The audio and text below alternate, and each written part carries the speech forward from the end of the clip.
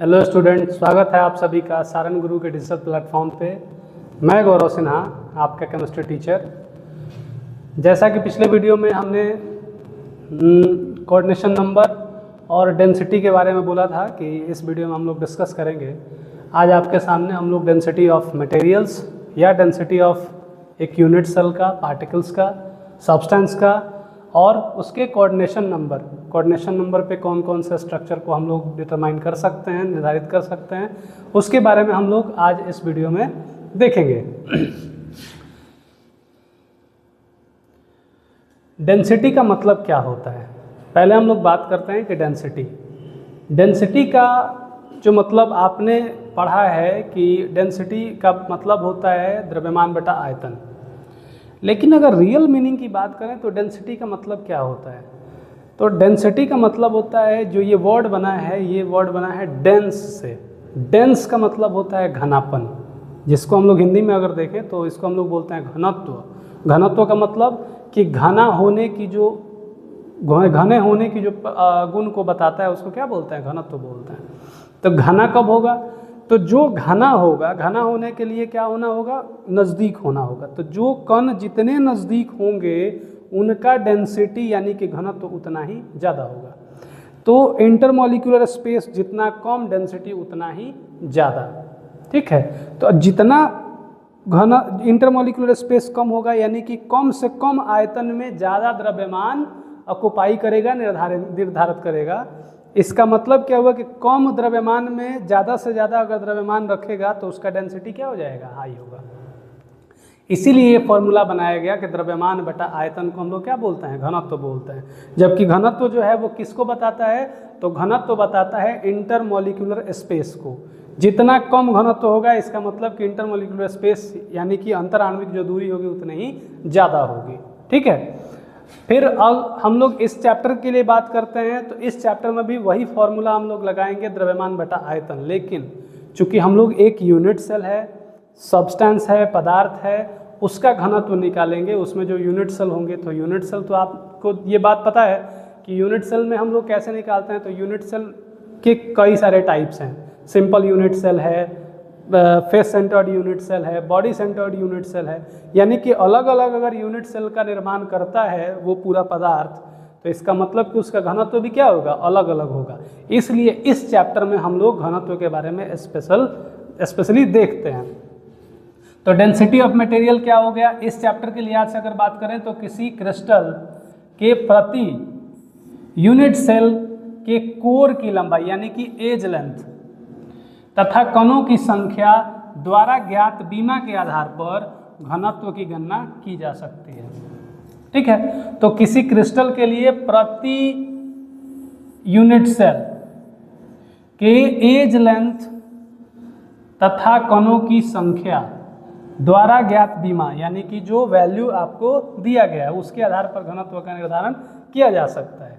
जिसमें हम लोगों ने ये देखा कि प्रिमिटिव यूनिट सेल जो है यानी कि सामान्य एकक कोष्ठिका जो है, साधारण एकक कोष्ठिका जो है, इसके लिए क्या है भाई, तो इसके लिए जैसे हमने पिछले क्लास में देखा था कि R = A/2। कैसे, तो A = 2R। जिसको ये बात नहीं समझ में आता है पिछला वीडियो देखेगा, पिछला वीडियो आप देखेंगे तो ये बात आपको पता चल जाएगा। हम जब पैकिंग इफिशियंसी निकाल रहे थे तो A = 2R कैसे आता है। अब अगर हम बात करते हैं यहाँ कि R क्या है, तो वेयर R, जहाँ R जो है वो रेडियस ऑफ स्फीयर या पार्टिकल्स, क्योंकि हम पार्टिकल्स को यहाँ क्या मान रहे हैं, स्फीयर मान रहे हैं, गोला मान रहे हैं, तो उसका रेडियस। इसके बाद जो A है वो क्या है, edge length of a unit cell है। क्लियर। आगे देखते हैं कि बॉडी सेंटर्ड के लिए क्या होता है। तो बॉडी सेंटर्ड यूनिट सेल के लिए R = √3a/4 होता है। ठीक है, तो A = ये पूरा रिलेशन आपको पिछले वीडियो में मिलेगा। किसके लिए, तो बॉडी सेंटर्ड में हमने निकाला था कि A = 4R/√3a। जैसे हमने ये निकाला था कि √3a = 4R। ठीक है, √3a = 4R। हमने आपको ये बोला भी था कि इन टॉपिक से रिलेटेड क्वेश्चंस आपके बोर्ड एग्जाम में या जनरल कंपटीशन के एग्जाम में, वो चाहे जी हो या नीट हो, उनके पेपर में ऐसे क्वेश्चंस आते हैं, इनके रिलेशन पे क्वेश्चन डायरेक्ट पूछा जाता है। फेस सेंटर्ड यूनिट सेल के लिए R जो है वो क्या होता है, R is equal to √2a/4 होता है, ठीक है, जैसा A is equal to 4R/√2, ठीक। ये कैसे आता है, तो इसके लिए हमने ये देखा था कि √2a is equal to 4R, √2a is equal to 4R, clear. अब हम लोग देखें कि फेस सेंटर्ड हो गया, बॉडी सेंटर्ड हो गया, इनमें और सिंपल यूनिट सेल में आपने A और R के बीच में रिलेशन देख लिया, जो कि हमने पिछले वीडियो में इसके बारे में डिस्कस किया हुआ था। अब हम लोग देखते हैं क्यूबिक यूनिट सेल का वॉल्यूम। तो क्यूबिक यूनिट सेल है, उसका एज लेंथ क्या है, A है, तो उसका वॉल्यूम क्या होगा, आयतन क्या होगा, AQ होगा, जिसको हम लोग B से डिनोट कर रहे हैं, ठीक है। यदि प्रति यूनिट सेल यानी कि पर यूनिट सेल अगर नंबर ऑफ पार्टिकल्स कणों की संख्या Z मान लेते हैं, जैसे अगर सिंपल यूनिट सेल है तो उसमें Z का वैल्यू 1 होगा, अगर फेस सेंटर्ड यूनिट सेल है तो उसमें Z का जो नंबर होगा वो 4 होगा, बॉडी सेंटर्ड है तो उसमें Z का जो नंबर होगा वो 2 होगा। मेरी बात को फिर से ध्यान दीजिए, सिंपल यूनिट सेल में Z 1, फेस सेंटर्ड में 4, बॉडी सेंटर्ड में 2। और अगले पॉइंट पे बात करें, और प्रति परमाणु का द्रव्यमान, अगर एटम का मास, पर एटम की मास की बात हो रही है, उसके मोलर मास की बात नहीं हो रही है, ध्यान देना है। मोलर मास यानी कि एक मोल का मास, अगले पॉइंट पे डिस्कस कर रहे हैं इस पे। एक मोल का मास मतलब कि 6.022 × 10⁻23 पार्टिकल्स का मास उसका मोलर मास कहलाता है, जबकि एक पार्टिकल्स के मास को हम लोग एटॉमिक मास बोलते हैं, परमाणुविक द्रव्यमान बोलते हैं या परमाणु द्रव्यमान बोलते हैं। तो एक परमाणु का जो द्रव्यमान है वो अगर m है तो क्या होगा, तो प्रति यूनिट सेल में पदार्थ का द्रव्यमान जो होगा वो एक यूनिट सेल में, ये क्या हो गया, एक परमाणु का भार, और जितने परमाणु होंगे उनसे मल्टीप्लाई कर देंगे तो एक यूनिट सेल में जो परमाणुओं का भार होगा वो निकल जाएगा, क्लियर होगा। जैसा कि हम जानते हैं, एज वी नो, पदार्थ का घनत्व बराबर यूनिट सेल का घनत्व। अगर हम पदार्थ के घनत्व की बात करते हैं तो इसका मतलब क्या है, चूंकि इस टॉपिक में है, इस चैप्टर में है, तो हम लोग किसके बारे में बात कर रहे हैं, तो यूनिट सेल के घनत्व के बारे में बात हो रही है। अतः हेंस पदार्थ का घनत्व यानी कि डेंसिटी ऑफ मटेरियल्स या density of matter, unit cell का द्रव्यमान, आपको ये बात पहले ही बता दिया गया है कि घनत्व बराबर क्या होता है, द्रव्यमान बटा आयतन। तो यूनिट सेल का द्रव्यमान और यूनिट सेल का आयतन क्या कहलाएगा, उसका अनुपात पदार्थ का घनत्व कहलाएगा। तो हमने जैसा कि निकाल दिया कि यूनिट सेल का द्रव्यमान, एक यूनिट सेल का जो द्रव्यमान होगा वो क्या होगा, m × z, और जो आयतन होगा वो v होगा, और ये क्या हो जाएगा, mz/aq हो जाएगा, क्लियर। अगर यदि m molar mass of element, अब ये देखिए ये पॉइंट आया, m मोलर मास है, मोलर मास का मतलब क्या है कि the mass of 1 mole of substance is called molar mass. एक मोल का मतलब 6.022 × 10⁻23, तो क्या हो जाएगा, small m is equal to m/na। हमने आपको अभी ये बताया है कि molar mass capital M is equal to हो जाता है atomic mass into Na, Avogadro number. तो M इज इक्वल टू क्या हो जाएगा, कैपिटल M/Na, है ना। देखिए तो small m is equal to क्या हो गया, कैपिटल M/Na। तो हमारे पास Na क्या है, एवोगैड्रो नंबर, जिसका वैल्यू होता है 6.022 × 10⁻23। ठीक, एक मोल का कंसेप्ट किसका दिया हुआ है, एवोगैड्रो का। तो 1 mole is equal to 6.022 × 10⁻23 particles अगर होंगे तो हम लोग उसको बोलते हैं 1 मोल। अब फाइनल अगर हम डेंसिटी की बात करें कि डेंसिटी ऑफ मटेरियल्स और डेंसिटी ऑफ मैटर्स जो है वो क्या होगा, तो आपको ये बात पता है कि हम लोग इसको रो से डिनोट कर रहे हैं, Z into capital M, small m के जगह पर हमने कैपिटल M रख दिया, कैपिटल M/Na, और Z/V हो गया, यानी Z into M/AQ into Na। Z क्या है? तो number of particles in unit cell. M क्या है? तो मोलर मास, ग्राम पर मोल में इसका यूनिट होगा। एक पार्टिकल्स का जो यूनिट होता है वो आप देखेंगे तो उसका जो मास होगा वो होगा U में, हम लोग डिनोट करते हैं एटॉमिक मास यूनिट और यूनिफाइड मास में। और यहाँ जो A है वो क्या है? तो A एज लेंथ है, और Na जो है वो क्या है? Na है एवोगाड्रो नंबर। तो ये हमारा फाइनल कंक्लूजन निकल के आता है डेंसिटी का। ठीक, इससे रिलेटेड और जो क्वेश्चंस होंगे, क्वेश्चंस आपके एनसीईआरटी के बुक में या साइड बुक में आपको डेंसिटी पे देखने को मिलेगा। और नेक्स्ट वीडियो हम जो ये बनाएंगे उसमें हम लोग क्वेश्चन के बारे में बात करेंगे, इस टॉपिक से रिलेटेड, जो हमने पैकिंग इफिशिएंसी पढ़ा था उससे रिलेटेड, जो हमने कोऑर्डिनेशन नंबर अभी पढ़ना है उससे रिलेटेड, ये सारे टॉपिक से रिलेटेड हम लोग अगले वीडियो में क्वेश्चन डिस्कस करेंगे।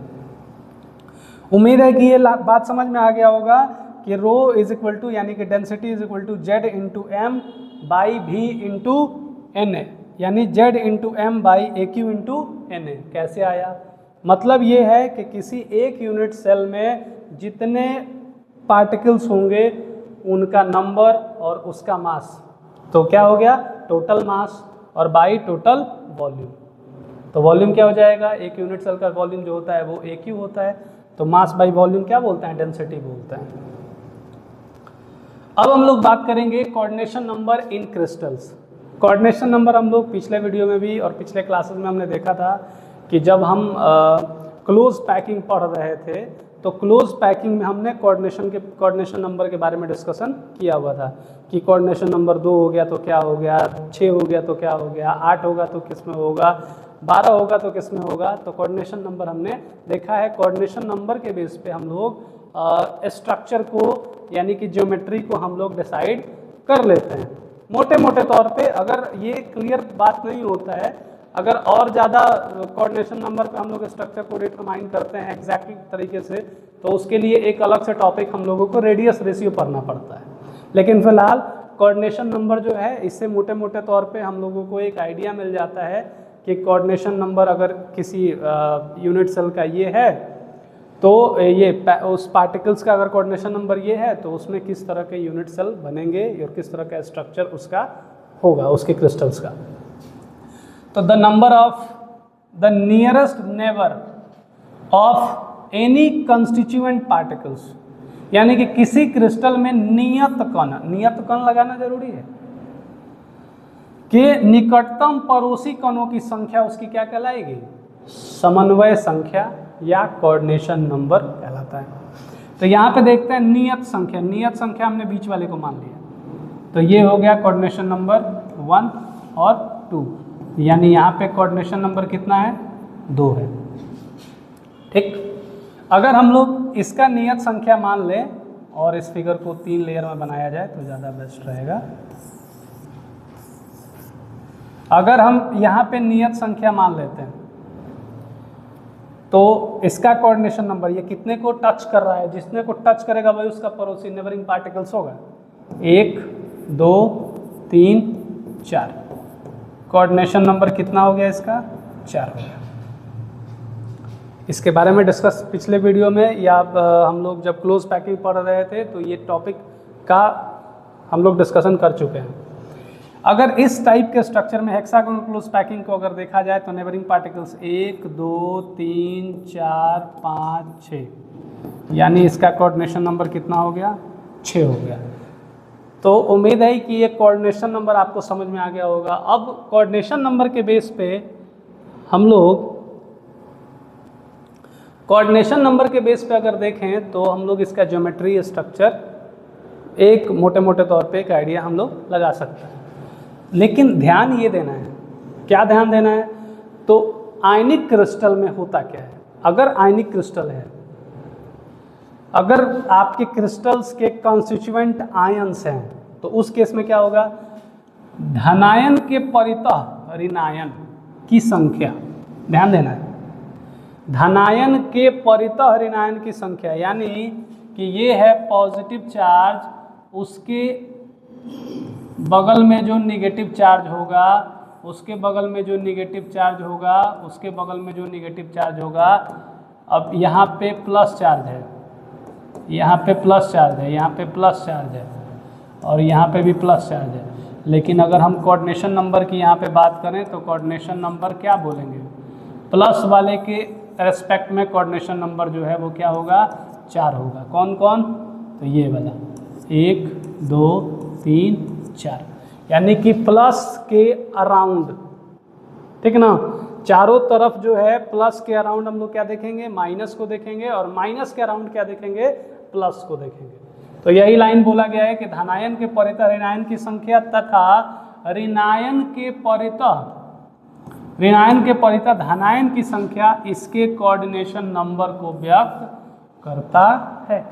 ये बात याद रखना है, बहुत मार्केबल पॉइंट है ये। आयनिक क्रिस्टल में, आयनिक अगर क्रिस्टल बोल दिया गया तो आपको कोऑर्डिनेशन नंबर कैसे निकालना है, तो जो नेगेटिव चार्ज है उसके अराउंड पॉजिटिव चार्ज जितने होंगे वो उसका कोऑर्डिनेशन नंबर होगा, या पॉजिटिव चार्ज अगर दे रहा है तो नेगेटिव चार्ज जो उसके अराउंड होगा वो उसका कोऑर्डिनेशन नंबर होगा। क्लियर। अब हम लोग क्रिस्टल में कोऑर्डिनेशन नंबर का मान उसके संरचना यानी स्ट्रक्चर और ज्योमेट्री को सूचित करता है। अगर क्रिस्टल में कोऑर्डिनेशन नंबर अगर दे दिया गया है तो ये किन किन चीज़ों को सूचित कर सकता है, तो उसके स्ट्रक्चर और ज्योमेट्री को बता सकता है, ठीक है, जिसके बारे में अभी हम बोल रहे थे।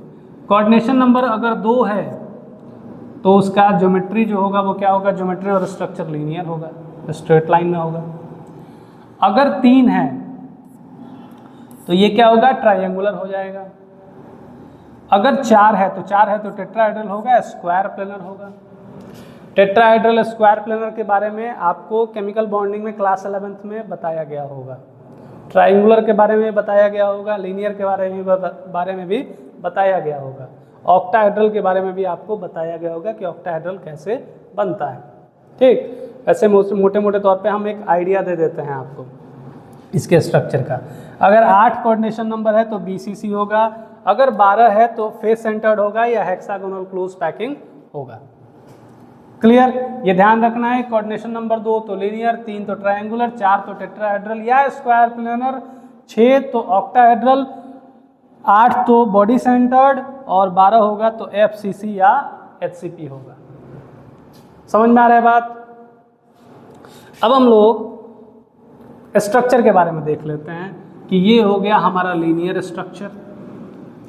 ये ऐसा अगर स्ट्रक्चर बनता है तो ट्रायंगुलर हो गया, ठीक ना, वैसा। एक मिनट, ये तो हमारा स्ट्रक्चर हो गया।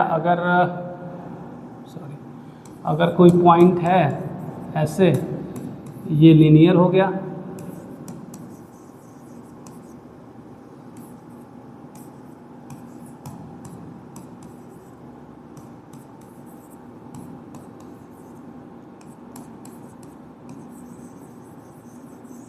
ट्राइगोनल,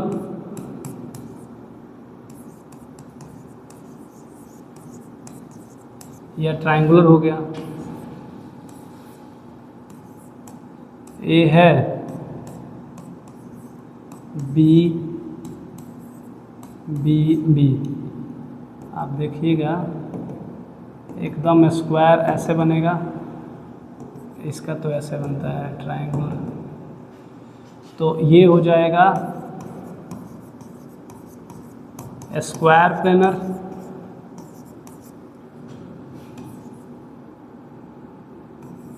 अगर ए है, बी है, बी बी और बी बना,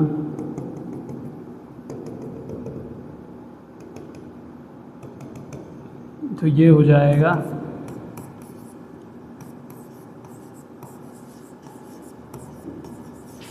टेट्राहेड्रल, ठीक ना। इसके बाद ऑक्टाहेड्रल के बारे में बात करें,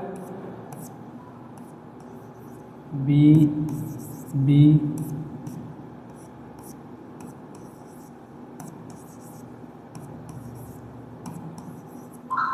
तो ये हो जाएगा